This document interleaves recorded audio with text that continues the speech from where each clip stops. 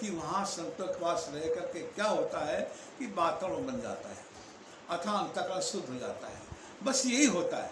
बल्कि जब समझ में आता है तो अपने ज्ञान से होता है। तो राहु गण जो है गुरु के पास जाते हैं, संत मिलन को जाइए तज माया अभिमान, ज्यो ज्यो पग आगे धरे कोटि यज्ञ समान।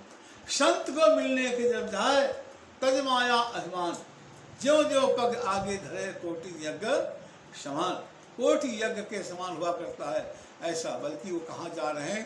पालकी में बैठ के जा रहे हैं। तो पालकी में बैठ करके अज्ञान सीखने जा रहे हैं। एक कहार भगवान की लीला थी, एक पालकी ढोने वाला नौकर जो है बीमार हो गया, उससे पालकी नहीं जब चली, उठाई तो बड़ा मुश्किल हो गया भाई। दो चार आदमी चाहिए पालकी उठाने का, तीन हो गए, अब चौथा तो कोई है नहीं। चारों पैर रखे जाते, पालकी उठाए जा रहे हैं, अपना अपना कोना उठाया जाता है, डंडे लगे होते हैं, तो चार आदमी उठाते हैं उसको। तो जो एक एक बीमार हो गया तो एक तरफ को उठाना बैलेंस बिगड़ गया। तालाब कोई खोज करके, ये मेरा राज्य है, जो कोई भी मिल जाए इसको सबको लेके आओ। तो जब खोजने के लिए गए तो कोई नहीं मिला, वही भरत जी मिल गए। अब भरत जी मिल गए, उन्होंने कहा चलो इस पालकी को ढो। पालकी उठवा दिए, कंधे में लेके चलने लगे। जब कंधे में लेके चलने लगे तो वो कभी कभी हंसे, कभी रोए। हंसते इसलिए थे कि वह हरे प्रारब्ध, अभी क्या बाकी है। पहले क्या बना? चक्रवर्ती भरत, और फिर क्या बना? हिरणी। अब क्या भी बना? एक ब्राह्मण। अब क्या कर रहा है? पालकी ढो रहा है। ये कर्म है। क्या है? कर्म। पता नहीं कर्म क्या क्या करेगा, प्रारब्ध का अंत नहीं हुआ। प्रारब्ध में भोगते हुए 3 जन्म हो गए, ये प्रारब्ध का अंत नहीं हुआ। तो पालकी हंसे रोए तो पालकी दरदर हो। तो उसको देख करके राजा ने कहा, अरे कौन है तुम, ठीक से नहीं उठा रहे पालकी को? तो तीनों कहार थे पुराने वाले, कहले महाराज हम तो ठीक ठीक उठा रहे हैं, बल्कि जो नया जो आदमी है ये कभी हंसता है कभी रोता है। तो उन्होंने कहा तेरी चिकित्सा कर दूंगा। तो ऐसे क्यों करता है? तो कुछ नहीं बोले, क्या है अज्ञानी बोल रहा है।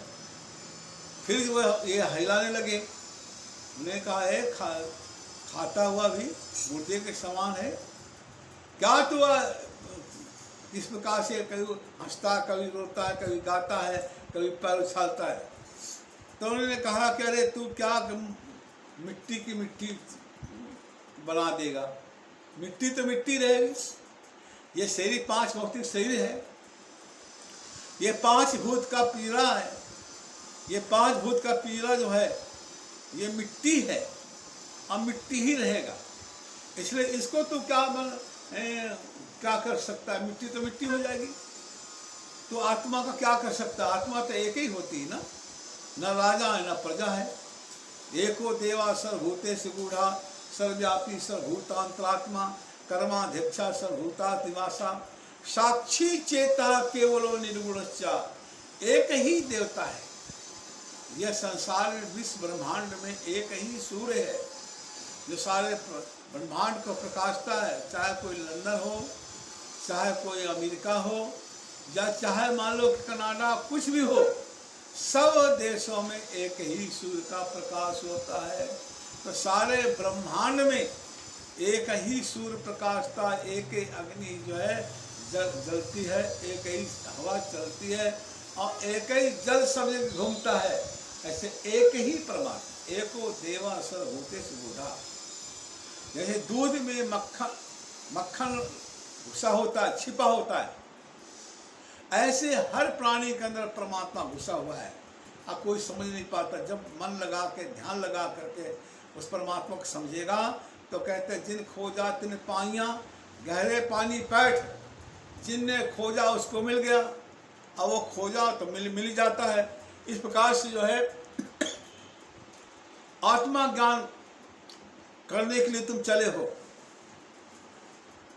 तुमको समझ नहीं देह के बारे में, किस देह को कह रहे हो? अरे आत्मा तो मैं आत्मा हूँ, क्योंकि भरत जी को निश्चय था कि मैं आत्मा हूँ। मैं अब अन्न में कोश भी नहीं हूँ, प्राण में कोश भी नहीं हूँ, मनो में कोश भी नहीं हूँ, विज्ञान में कोश भी नहीं हूँ, आनंद में कोश भी नहीं हूँ। ये 5 कोश शरीर के अंदर होते हैं। 5 कोश, अन्न कोश